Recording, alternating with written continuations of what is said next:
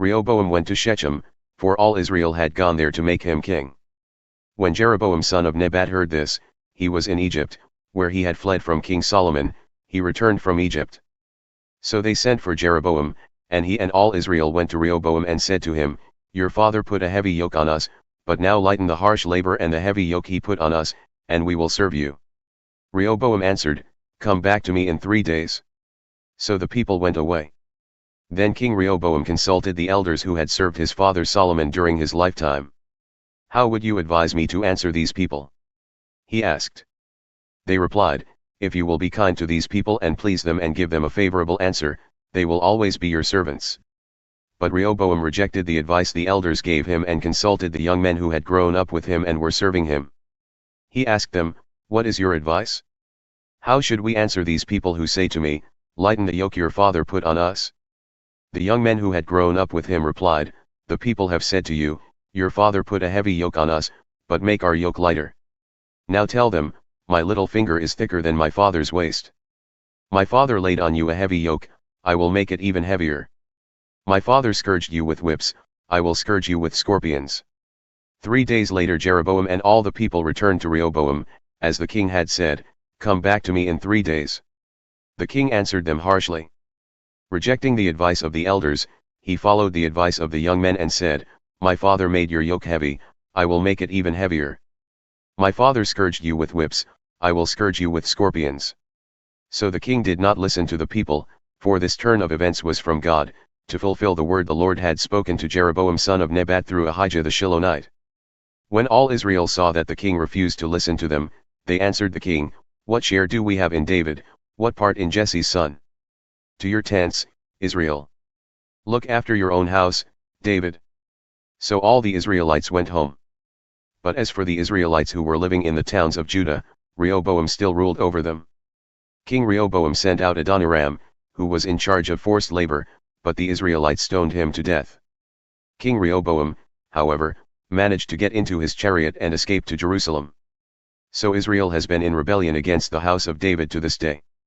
When Rehoboam arrived in Jerusalem, he mustered Judah and Benjamin, 180,000 able young men, to go to war against Israel and to regain the kingdom for Rehoboam. But this word of the Lord came to Shemaiah the man of God, Say to Rehoboam son of Solomon king of Judah and to all Israel in Judah and Benjamin, This is what the Lord says, Do not go up to fight against your fellow Israelites. Go home, every one of you, for this is my doing. So they obeyed the words of the Lord and turned back from marching against Jeroboam. Rehoboam lived in Jerusalem and built up towns for defense in Judah, Bethlehem, Etam, Tekoa, Beth Zur, Soko, Adullam, Gath, Mareshah, Ziph, Adoraim, Lachish, Azekah, Zorah, Aijalon and Hebron. These were fortified cities in Judah and Benjamin. He strengthened their defenses and put commanders in them, with supplies of food, olive oil, and wine. He put shields and spears in all the cities, and made them very strong. So Judah and Benjamin were his. The priests and Levites from all their districts throughout Israel sided with him. The Levites even abandoned their pasture lands and property and came to Judah and Jerusalem, because Jeroboam and his sons had rejected them as priests of the Lord when he appointed his own priests for the high places and for the goat and calf idols he had made. Those from every tribe of Israel who set their hearts on seeking the Lord, the God of Israel, followed the Levites to Jerusalem to offer sacrifices to the Lord, the God of their ancestors. They strengthened the kingdom of Judah and supported Rehoboam son of Solomon 3 years, following the ways of David and Solomon during this time. Rehoboam married Mahalath, who was the daughter of David's son Jeremoth and of Abihail, the daughter of Jesse's son Eliab. She bore him sons, Jush, Shemariah, and Zaham. Then he married Maacah daughter of Absalom, who bore him Abijah, Attai, Ziza, and Shelomith. Rehoboam loved Maacah daughter of Absalom more than any of his other wives and concubines.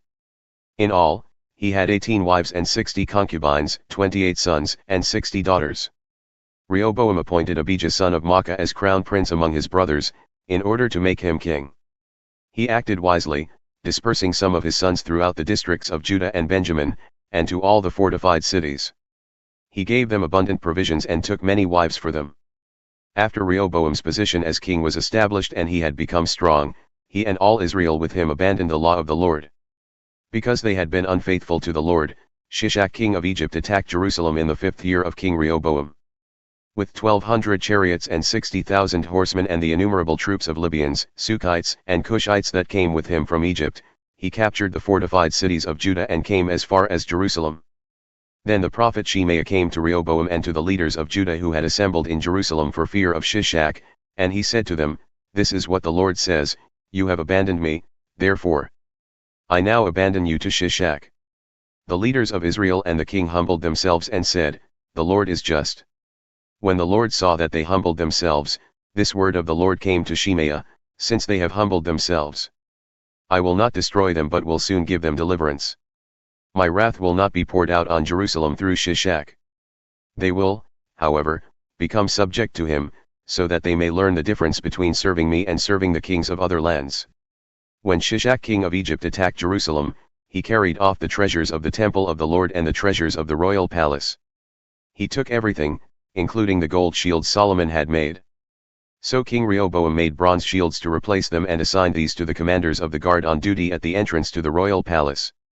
Whenever the king went to the Lord's temple, the guards went with him, bearing the shields, and afterward they returned them to the guard room. Because Rehoboam humbled himself, the Lord's anger turned from him, and he was not totally destroyed. Indeed, there was some good in Judah. King Rehoboam established himself firmly in Jerusalem and continued as king. He was 41 years old when he became king, and he reigned 17 years in Jerusalem, the city the Lord had chosen out of all the tribes of Israel in which to put his name. His mother's name was Naamah, she was an Ammonite. He did evil because he had not set his heart on seeking the Lord. As for the events of Rehoboam's reign, from beginning to end, are they not written in the records of Shemaiah the prophet and of Iddo the seer that deal with genealogies? There was continual warfare between Rehoboam and Jeroboam. Rehoboam rested with his ancestors and was buried in the city of David. And Abijah his son succeeded him as king.